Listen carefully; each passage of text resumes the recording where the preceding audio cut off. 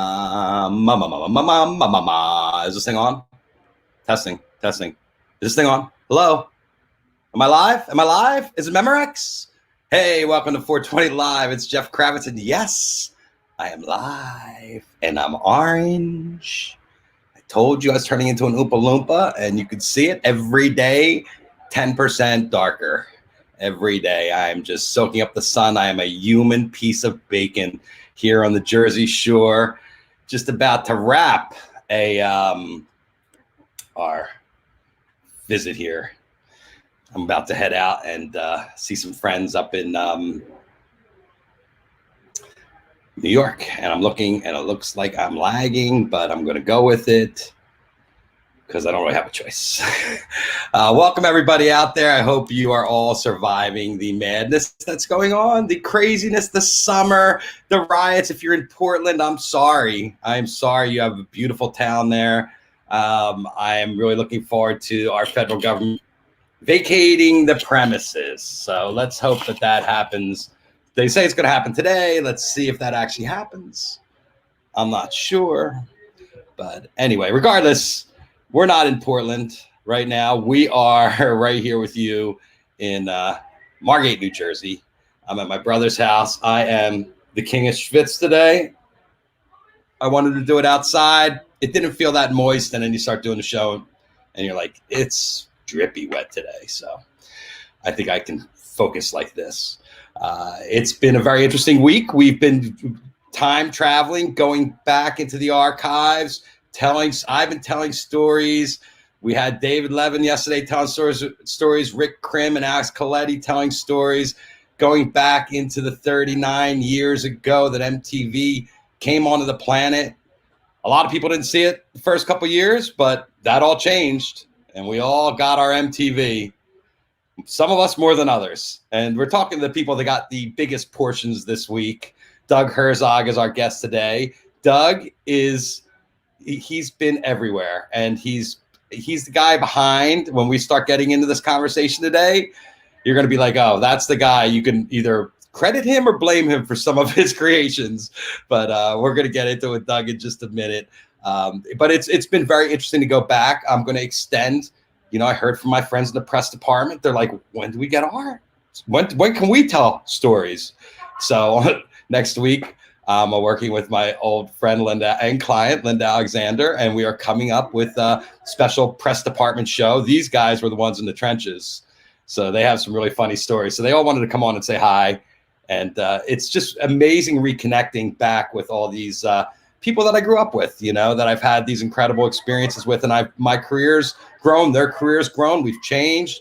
I am probably one of the longest lasting MTV kind of employees, guys around the scene that are constantly there, because a lot of people they're in, and then when they're gone, they're kind of gone, but then they get into other businesses, some music management, or they're still involved. You still see them, you still see everybody. I never lost touch with Doug Herzog. I see him everywhere because he's in Hollywood. He's on the scene. I'm on the scene. We're all out there, beating the horse, doing our thing, trying to make the world work. And talk about a colossal distraction that MTV was.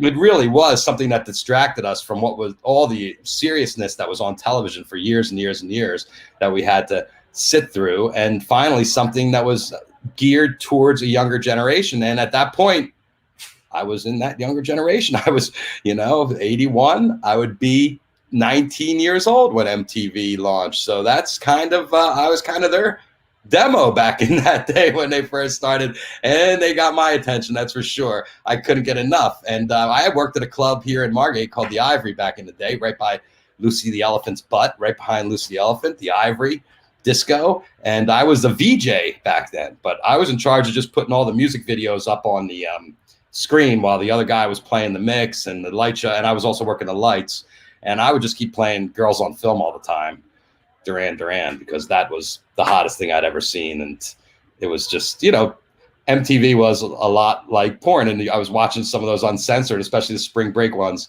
are absolutely classic. So I like Renee chiming in, talking about who's all going to come on. But today, my friend Doug Herzog, we met back in the 80s. And when I first started, Doug was an executive who'd been there a couple years. I came in MTV about 88. So he'd been there about 3 or 4 years. And let's say hi to Doug Herzog. Hello, Doug. Ooh, hey, Jeff. What's going on, man? How are you? I'm all right. You're in the air conditioning. I'm schwitzing out here. Yeah, I'm jealous. I would love to be on the Jersey Shore. I grew up going to the Jersey Shore in the summer with my folks. We're North Jersey people. We went to Point Pleasant and Bay Head and that part of town, and Seaside when I was in high school. It's where all my high school friends hung out.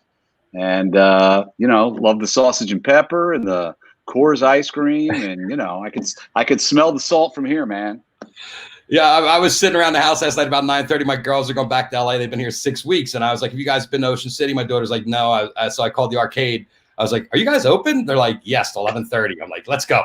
Jumped over, played a little pinball, hit the handstand, ski ball, pinball. With my daughter and I played Dance Dance Revolution, which I'm not very good at. But it was it was a lot of fun. And it's always great to be back in the home. So you grew up in Jersey, right? Is that where you grew up? I did. I grew up in northern New Jersey, right outside the city, Paterson, New Jersey. Proud Pattersonian, home of Lou Costello, Allen Ginsberg, Reuben Hurricane Carter, Larry Doby, great place, right outside the city. Sopranos country, as I tell. I just finished rewatching The Sopranos with my daughter, who had never seen it. There's a lot of Patterson references in it. It's pretty great. Yeah, well, that's where it all happened in real life, and still happening probably. Still going. If anybody watches, if you watch Housewives in New Jersey, there's the Manzo brothers, and then they're married. Their two wives are mainstays of the show, or at least they used to be. And so the Manzo brothers' dad was a guy named Tiny Manzo, weighed about 340 pounds, hence tiny. Ended up in the back of a Buick in the 80s, naked, with a bullet through his head. Jersey. Nice. That's Jersey, man. Yeah, well, we had a lot of that growing up. There were a lot of shootings. They would just walk into the bar, pop, goodbye. It happened to a judge here. It happened to a very famous judge who was sitting there having lunch one day, and they came in and popped them at lunch. It was an interesting place to grow up, to have all that vibe, that Jersey vibe. And so how did you end up at CNN? I was right out of college. I got out of college. I graduated college in 1980, spring 81. I was actually out a little bit earlier than that, and with the dawn of cable television. So this is when, MTV hadn't even got on the air yet. When I left in January of 80, and all the places that I worked ultimately didn't exist the day I went to college, which were mostly cable television. But I was lucky enough to get a job through a guy I went to college with, who had gotten a job at CNN out in Los Angeles in their LA bureau, and he hired me. And so I moved to Los Angeles all for $13,500 a year, and all the coffee I could drink. And it was great. Those were it was literally nobody knew who Ted Turner was. Nobody knew what CNN was. Nobody had cable. And then a couple of months later, MTV came along. Absolutely incredible. MTV came along. I didn't get to MTV early, but MTV came along and launched in 81. Right. You were still at CNN. Yeah. I went to MTV in 1984. And what were you doing? What was your job there at CNN? I was, we did this live talk show out of an office building at the corner of Sunset and Vine. That tower at Sunset and Vine, that skull, sure. Tall, skinny. Yeah, so that, I think it may be residential now. That was an office building then, and that's where the CNN offices originally were in LA.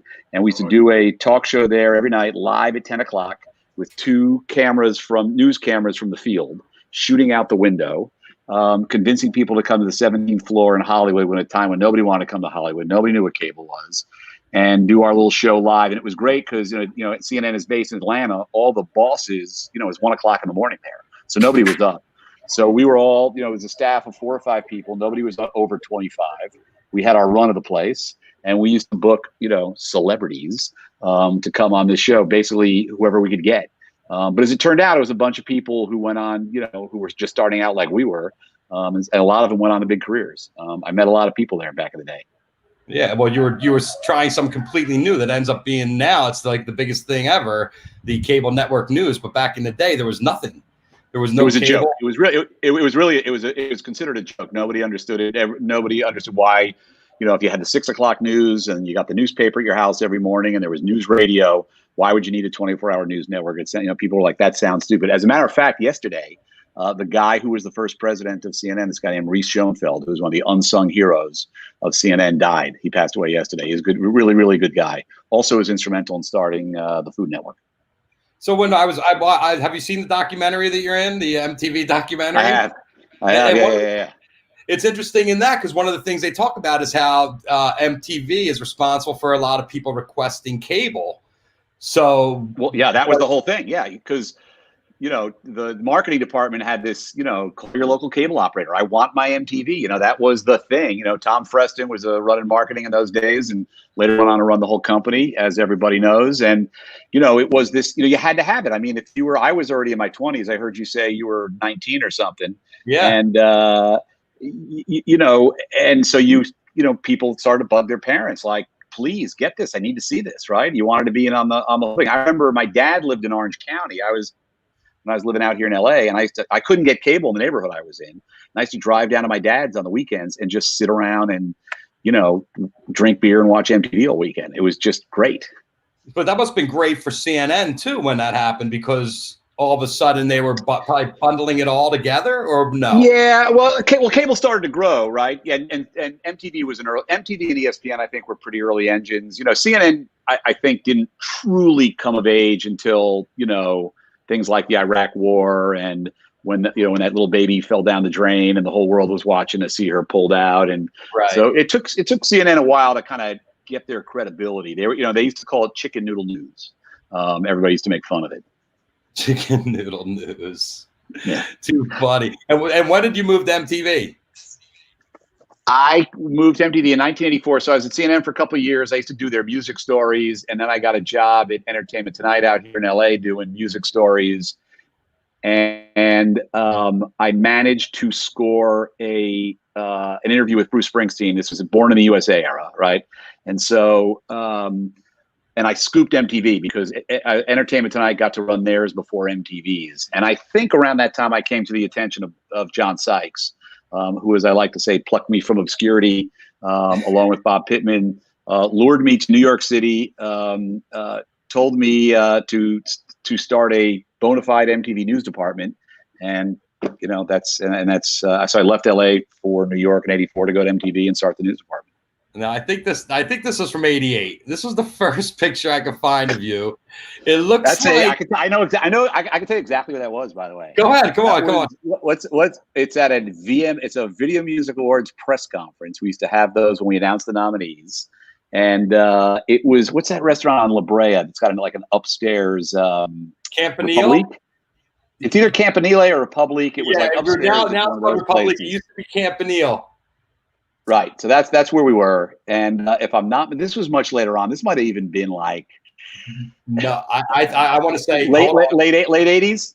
Oh, yeah, it is the late 80s. I think it's 88. I'm not sure where for some reason I want to say Four Seasons, you know, because look at the windows. Right. Maybe you're right. Okay. The windows behind you in the background, right? Campanile. Yeah, you know what? I think you're right. I'm thinking of another one we did there. I remember one time we did those big ones there. We did with Steven Tyler and then Vogue and David Spade. Right. That's another one. Yeah. Yeah. That was probably a couple of years later, like 90, 91. It was probably like the next year, I think.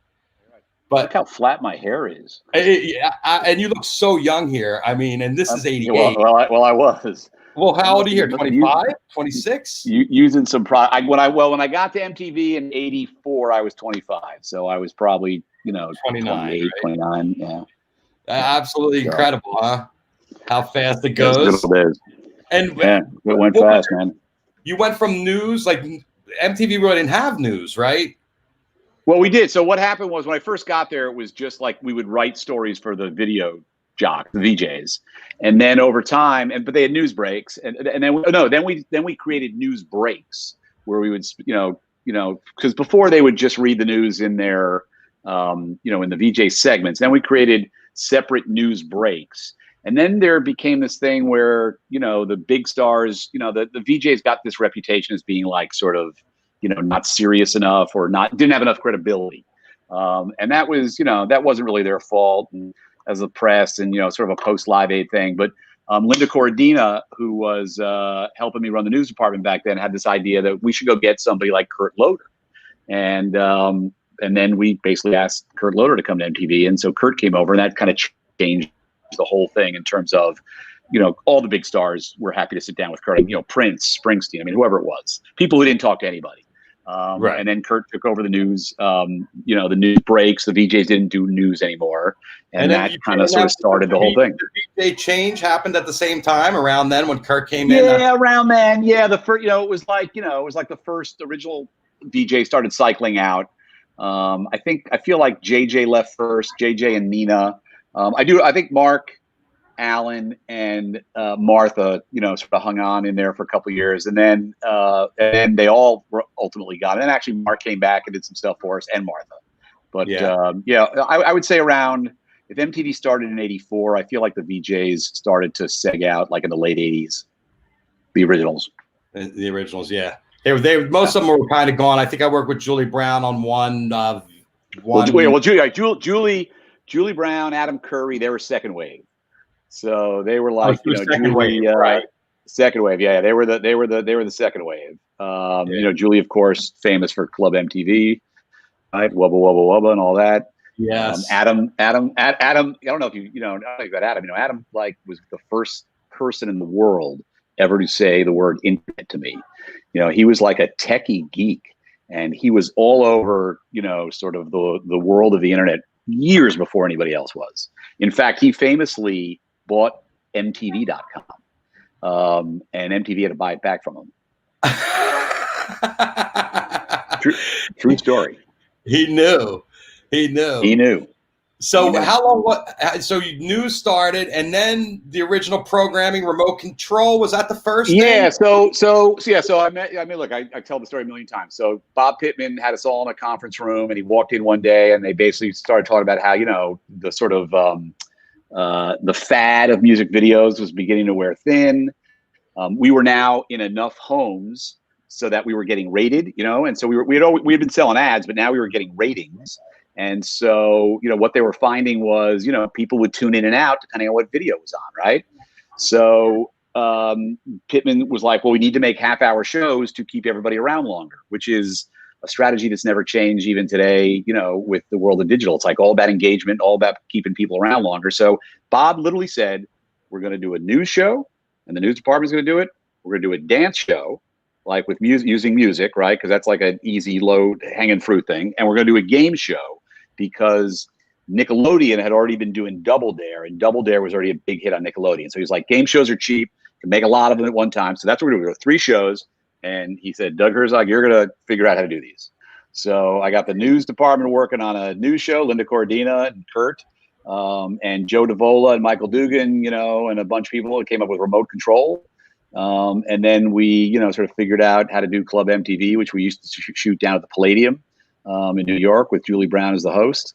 And all 3 of those shows pretty much took off immediately. It was pretty controversial because, MTV was all music.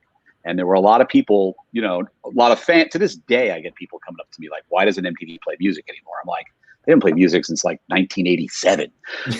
Not all day anyway. Right. And then internally, even, it was very controversial. There was like there was a group of people, who had been there since day one, who thought it should just be music and not any shows. But the shows proved so popular so quickly that was, that was the future. It was clear that was the future. But early on, we tried to do everything and incorporate music somehow. And our big line was, well, it's going to be a TV show, but it's going to have a rock and roll attitude. And which sounds so terrible. Although Remote Control didn't really. Remote Control was just good comedy. And Remote Control had attitude, but it really didn't have anything to do with music. But yeah, that was the beginning, and we kind of never looked back. And then that sort of spun out into a lot of different directions. Yeah, I mean, the amount of shows that MTV's popped out over the years is just astounding, the different stuff. And I remember going to shoot a lot of this stuff, and you'd be like, okay, what is it now? singled out. Yeah, and we would make them up. These shows got a lot of these shows. Some of these shows literally would. You'd sit in a conference room and bounce around ideas and come up with an idea, and then you'd figure out a way to get on the air within like a week. And it was that's just how we rolled. It's how we did it. We didn't have a lot of money. We didn't have a lot of time, and we also had the ability to try things and experiment with things, and we would just throw a lot of shit up against the wall. So I can promise you, for every remote control, there were 5 horrible ideas that we put on the air that didn't work, but right. Nobody remembers those. Eventually there'll be a documentary, the shows that sucked. All the shows that sucked. Yeah, there were a lot. So I remember getting the call to do real world photography for season 2. I was really surprised it was season 2. I thought season 1 wasn't going to fly, but boy, was I wrong. Me too, by the way. I had this, I tell this a lot, I'm the idiot who thought, well, this can only work once because that first batch of kids came in with no expectations. And then they turned into stars. And I thought the next batch of kids, well, they're going to come into the house with expectations that they're going to turn into stars. So they're going to be so obnoxious and so insufferable that nobody will watch. I couldn't have been more wrong. They were so obnoxious and so insufferable that everybody watches, and they haven't stopped watching, for 25 years or whatever it is. Well, and not only that, it created a whole cottage industry, which is pretty much the only thing on TV now. Well, it definitely did. I mean, it was, it's funny and those of us who are old enough to remember this, at the time, a lot of people thought it was a ripoff of something called An American Family, which was a documentary series on PBS. You may not even remember. You might not be old enough to remember it. Didn't they follow them for decades, right? For a year, yeah. I think for a year in the middle of a divorce, as it turned out. And it was, it was a big deal at the time. It was the 70s. So that was the thing when The Real World came on that people would point to and say, oh, that's just a different version of that. But the true story about The Real World was, we were trying to develop an actual soap opera, a scripted soap opera for MTV. And I won't bore you with all the details, except to say, deep into development, after spending a bunch of money and writing a bunch of stuff, we realized we could never really afford to do it. And so we just shut the whole thing down. And we had been developing it. A guy named Michael Dugan was writing it. Lauren Correa was overseeing the project. And we were working with a woman named Mary Ellis Bunham, who had been a big soap opera producer. So then we shut the thing down. She went away, and she came back, I think like 6 months later, with a guy named John Murray. And she said, we think we have your soap opera figured out. And they basically pitched us The Real World. And we were like, wow, that sounds like an interesting idea. And we shot it. We shot a pilot over 4 days. We rented a loft in Manhattan over the Thanksgiving holiday. We put 7 kids in it, a couple of whom actually ended up in the first season. One of whom was a last-minute replacement was one of our assistants, and later became the voice of Daria, Tracy Grandstaff. And we shot over 4 days, and they used handy cams, like little home movie cameras, like the kind your dad would take home movies of, right? And they edited up a half hour after shooting 4 days. They brought it in, and we were like, wow, that is a show. And then we sent them out, and they did the whole thing, 7 people, and in the house, and yada yada yada, and it took off pretty quickly, almost right away. One of those things on MTV that the audience just fell in love with it immediately. So the audience, one of the inspirations that at least for us was the fact that we were turning the cameras on the actual audience, and they were going to love that, because what we used to find is when we went to spring break, we'd have all these stars down there doing concerts and celebrities and blah, blah, blah, blah. But when we would turn the cameras around on the kids and they would be able to be on camera themselves, they just went batshit.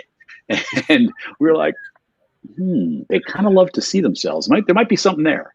So that was also a little bit of the inspiration for, what became The Real World, was just turning the camera on the audience who love to see themselves.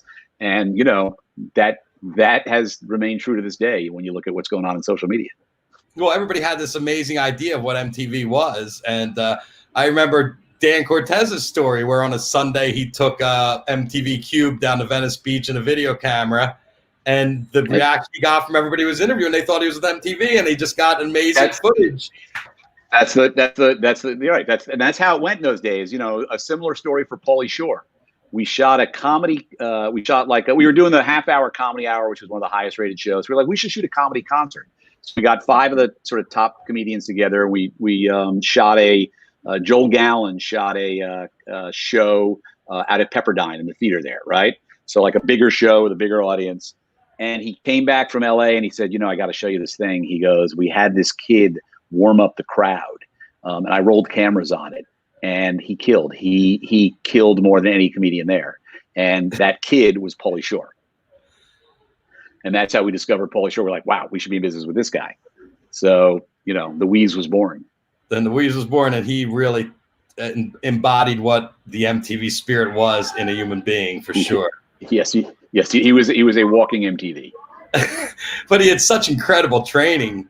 I mean, you know, Sam Kinison would be. Yeah, I would say yeah.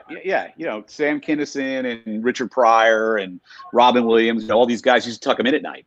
So, you know, he grew up at the Comedy Store where, you know, his mother, the famous Mitzi Shore, ran the Comedy Store for years, comedy legend, and, you know, started the careers of many, many, many great comedians. And yeah, Pauly grew up at their feet. So talk about the genesis of how MTV came up with the idea for an award show. Like what was the that was prior to, you know, so the first, I actually joined MTV the week after. I actually got to MTV, I think, the Monday after the first award show.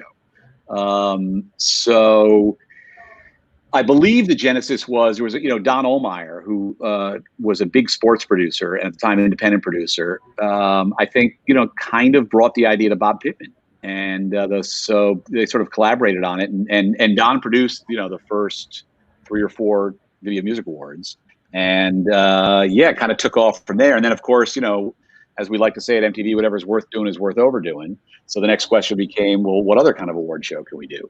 And so I had a bigger hand in developing the movie awards with a bunch of my colleagues, which came a little later. But yeah, there we go. Now that is the most 80s photo of any. I mean, you get more 80s than that?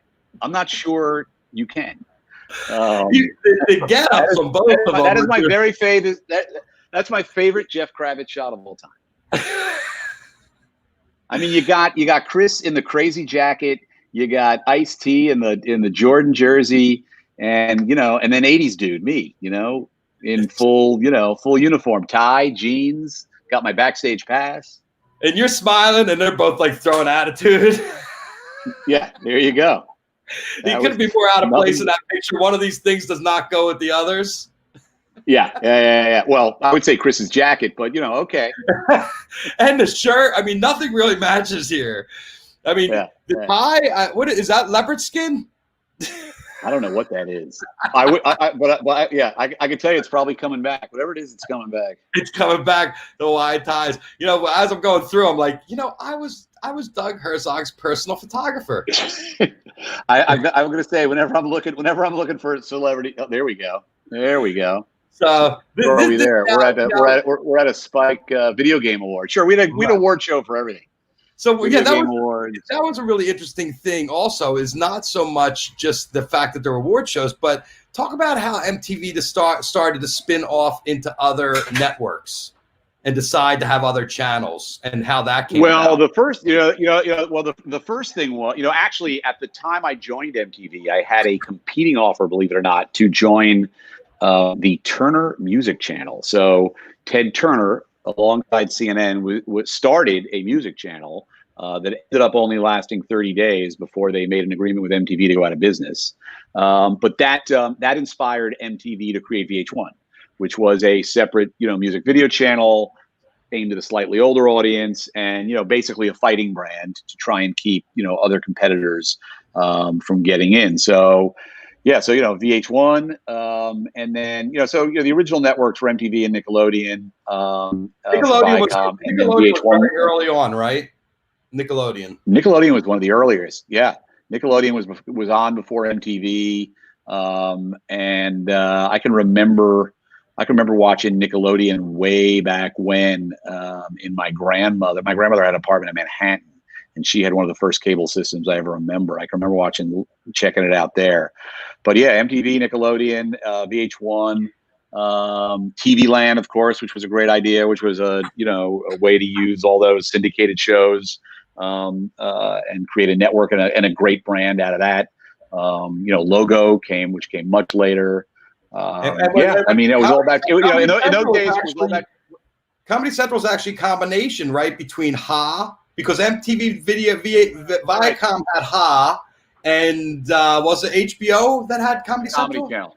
Yeah. Comedy Channel. No, HBO had the Comedy Channel, and then the cable operators basically said, look, we don't want two. You guys figure this out. And so very, very reluctantly, HBO and MTV came together and created Comedy Central.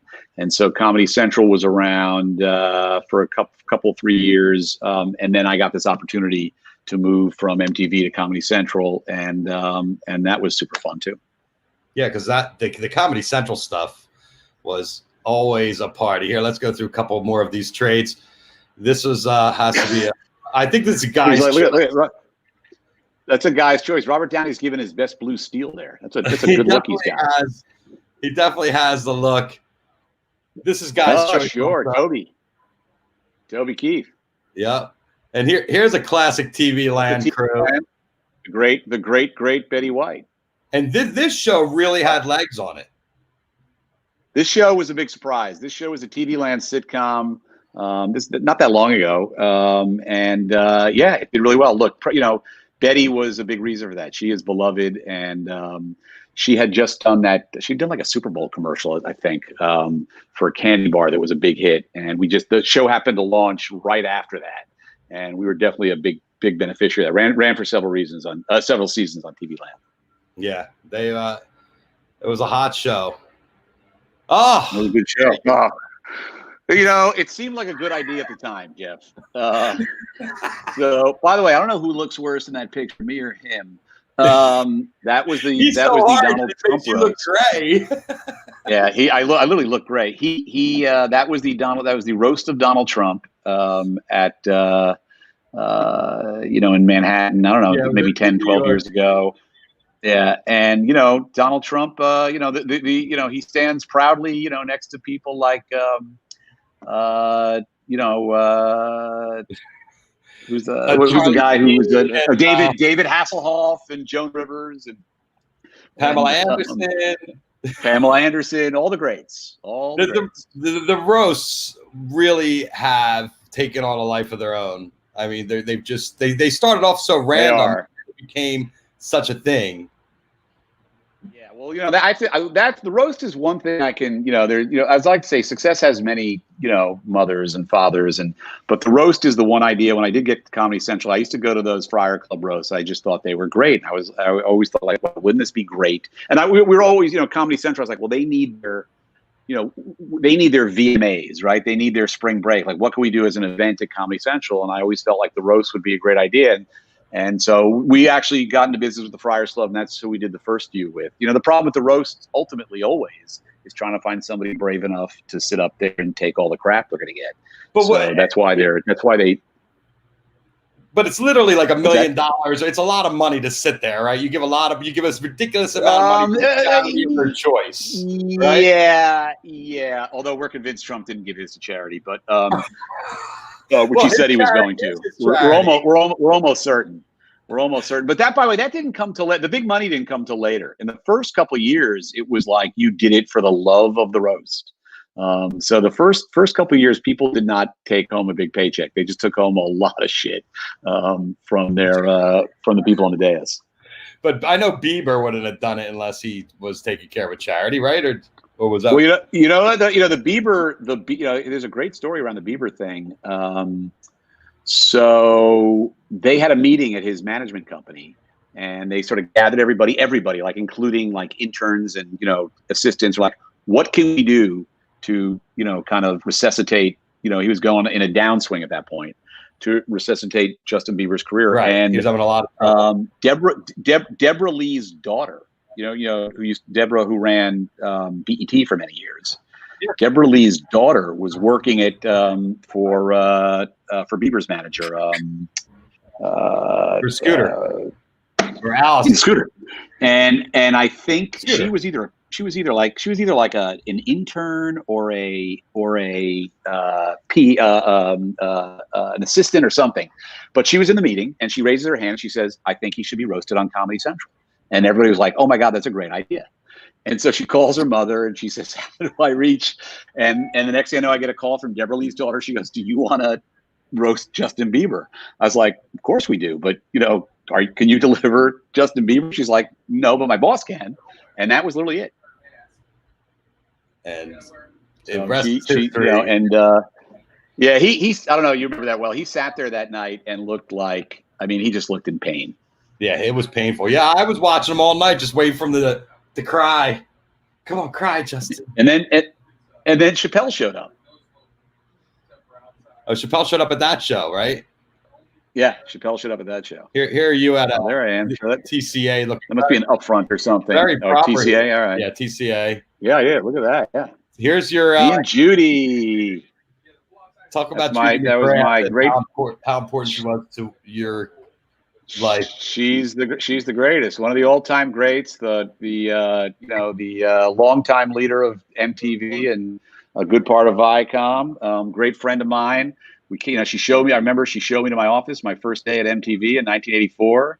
We're great friends this day, and she is one of the all-time greats, and I think she will always be MTV's spiritual leader. Yes, creative genius. Absolutely. And here's Joel Gallen in the middle. He was a Joel Gallen, sure, and long time. I hired Joel in MTV. And then we had this big plot at the time. Dick Clark was running the VMAs, and so we had this big plot to kind of move Dick Clark out of the way so that Joel could produce, which he did for many, many, many years. I think that's from the first movie awards, if I'm not. John Lovitz and Courtney hosting the very first movie awards. I think the other picture was early movie awards that I showed with the tie. That was probably like 92. What was the first new movie awards? 92, 93? Early 90s. Yeah. 90, 91, 92, probably something like that. I left in 95. So I had a couple under my belt before we left, but so that was probably the great Cindy Crawford. And also another great. She was the host of House of Style. What is it? House of Style. So we decided we wanted to do a fashion show. We were sort of brainstorming ideas about who should host. Somebody originally, we wanted to get somebody from out of house. I think Julie Brown had hosted like the first House of Style weekend we did. And Elisa Bellatini, who produced it, she and I were kind of brainstorming. And all I remember was Cindy Crawford was on the cover of every magazine in my house that my wife had. And I just thought she was gorgeous. I was like, well, why don't we ask somebody like Cindy Crawford? Elisa sort of turned up her nose. She's like, oh, she's probably some, dumb model. I was like, I don't know. We should ask, see what happens. So not only did we ask, not only did she say yes, but she was so anxious to expand her career and become a TV host. She actually hosted the first year of House of Style for free. Wow. So, yeah. And by the way, in those days, she was getting, I think, probably $10, $15, $20,000 a day just to roll out of bed and take a picture. Right. But she was great, and she was awesome, and we know Cindy went on to do a lot of TV and continue modeling to this day. And I actually ran into Cindy in New York right before this all came down. I think in late February, I ran into her and Randy on the street. She still looks great. She's a lovely lady. And obviously they weren't hurting from the money you didn't pay them. Casamigos has been very, very good to us. They've done all right. Charlize, Spike, yeah. And the amazing thing about these award shows, we'd make them up, we'd create them out of thin air, and then Charlize Theron would show up. And I was always amazed at, I remember even the first year of the movie awards. I'm like, it's going to be a couple of years till we build this up and we get people to show up. And, if you go back and you look at like who showed up to that first award show, it was pretty great. It was incredible. It was absolutely incredible. Yeah. MTV had this thing, everybody wanted to be on MTV. Everybody wanted to, touch it and be on it and be part of it. And so, it was, it wasn't easy, but it wasn't as often as hard as it looked. Now, Carmen hosted Singled Out. She did, but that was actually that happened after, the original Singled Out was Jenny. Jenny McCarthy and Chris Hardwick, which is right during the final days of my first tenure at MTV. Yes, I think Carmen came later. How long were you? How long were you gone for? I was there from '84 to '95, and I went to Comedy Central, and then I came back to Viacom in 2004. So I was gone from MTV proper for a good part of 10 years. And then when you were back at Viacom, is that when you were head of the entertainment group with everybody under your umbrella? No. So when I first came back, it was just comedy.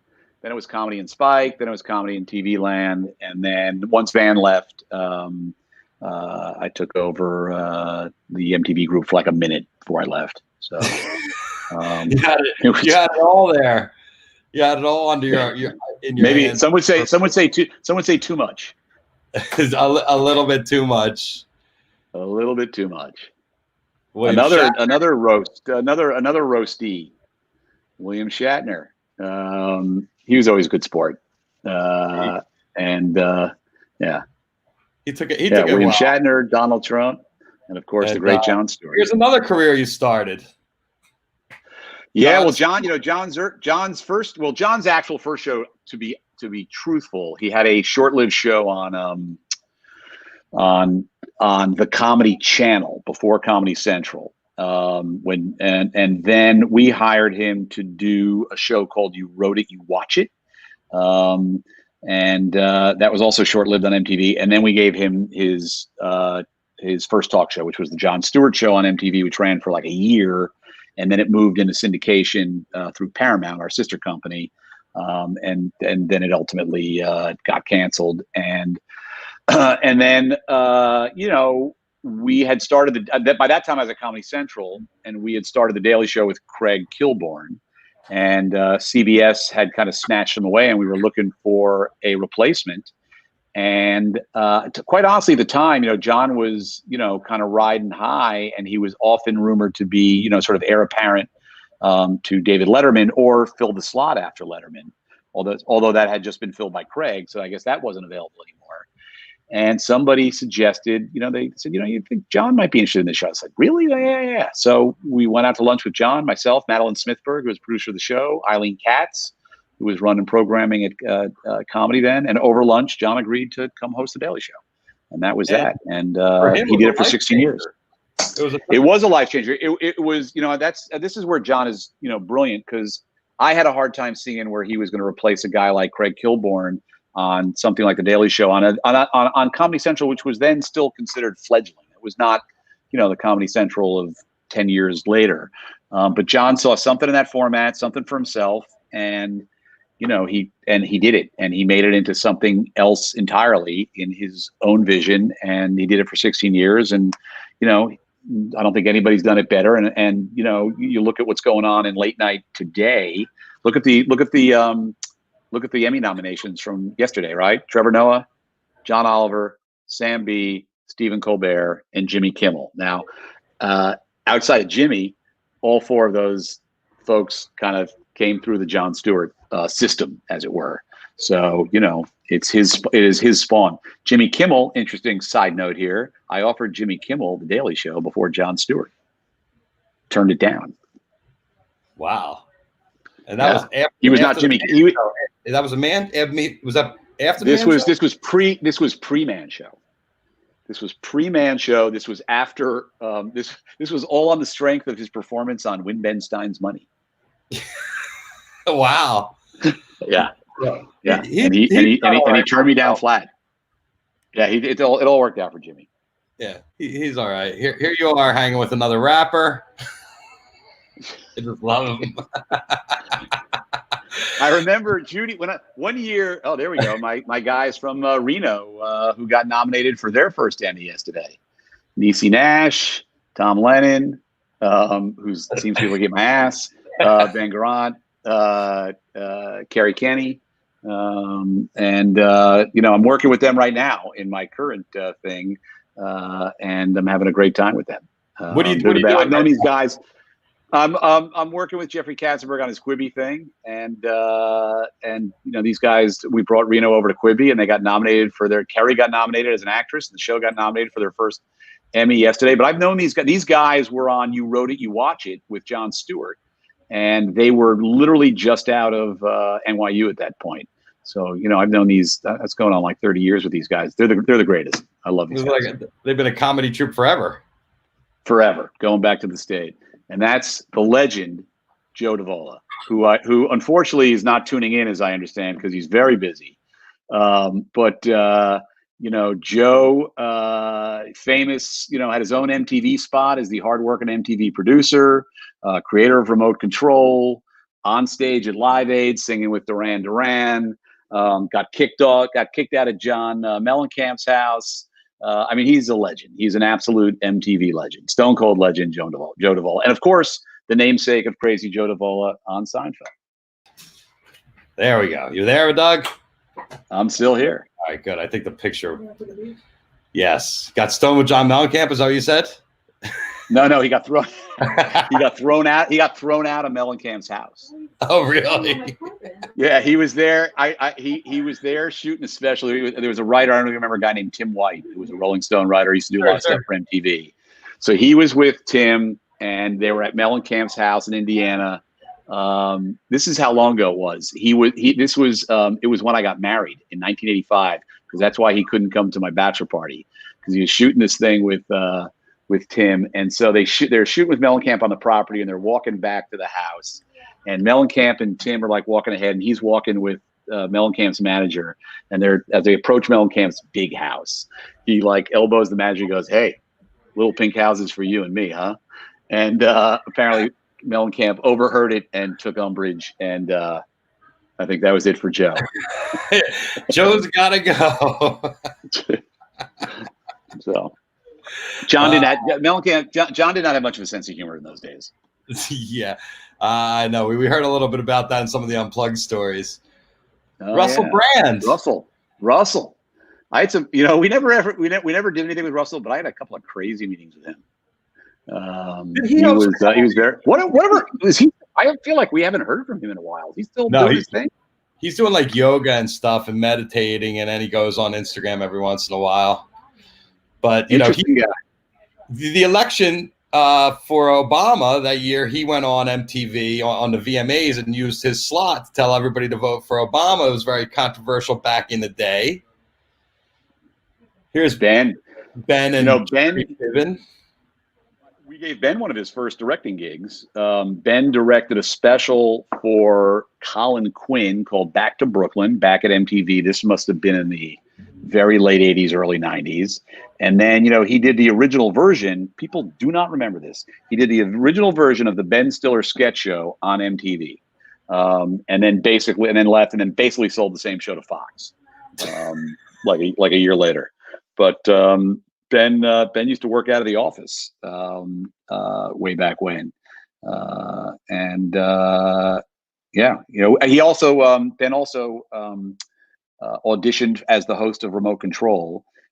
We offered it to him, and he turned it down. I think he actually got a gig in a Broadway show. I'm not sure he would have taken it anyway, but he did audition, and we did offer him the job, and he did not take it.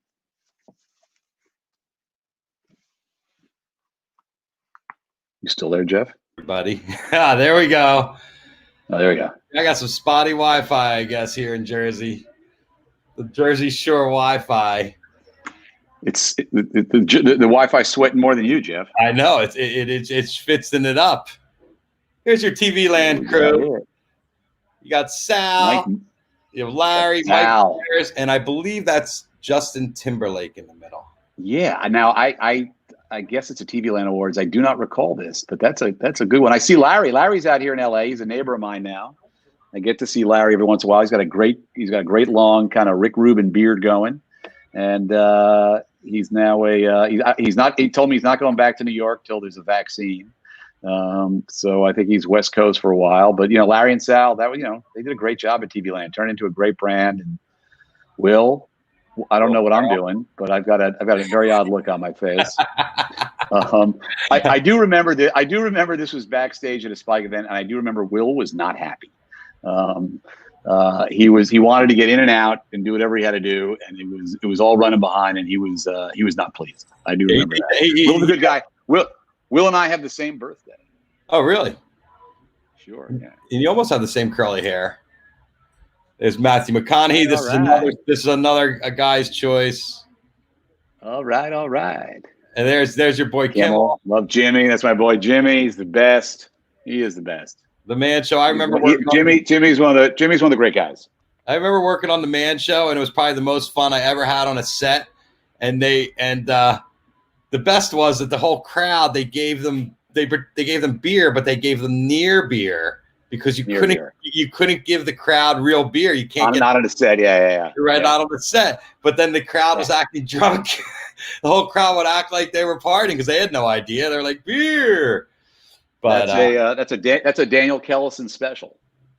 It was a great show. Tom Selleck. That's so random. I had that mustache. I wish I had that mustache. And there's what's you call it? Oh, Jason. That dude, yeah. Jason Segel. Yeah. Jason Segel. I know who everybody is. These guys. Look at me in those. Yeah, I look like Swifty Lazar in those glasses. And here is the great Jeff Ross, the Roastmaster General himself, who's been a guest of our show.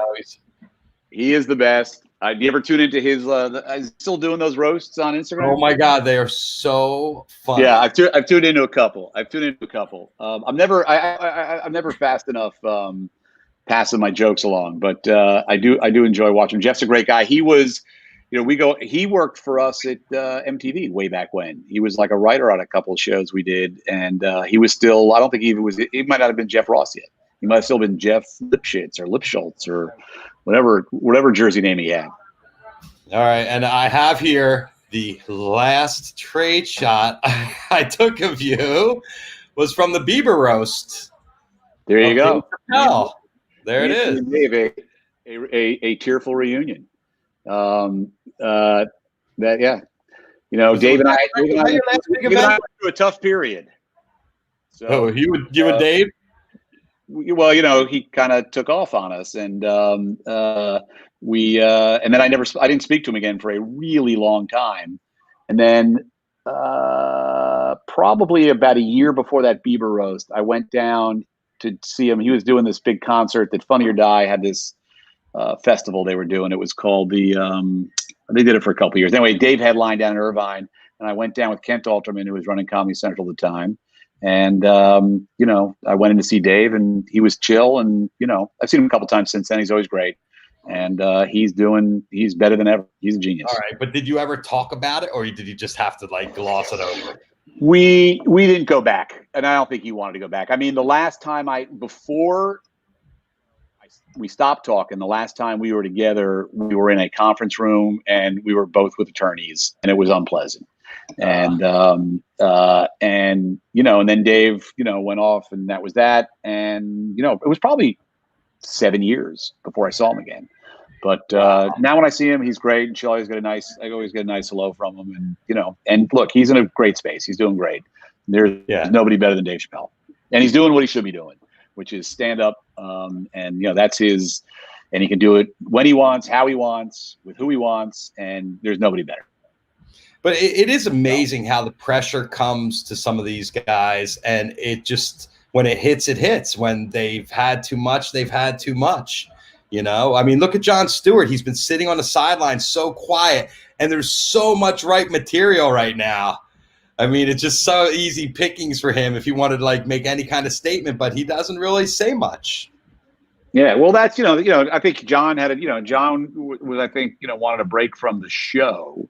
And the grind of doing the show, and he also wanted to spend some time with his family. In the sort of years, John started talking about leaving a couple of years before he left, and one of the things he always talked about was just spending more time with his family, and he has definitely gone and done that. I visited the farm a couple of years ago, and he seemed incredibly content, and he just he still does things. He just finished a movie that he did with Carell that I think is available as we speak, on video on demand. So he's not like he's not flexing his, creative muscles, and he does the Colbert appearances every once in a while. Right. He's still back there bubbling around. He's still back there bubbling around. Cato says, I love that Doug Herzog started the legendary Rockers Reggae show on WERS in Boston. That is my Cato. Mark Gates. Mark Cato. Props to Mark.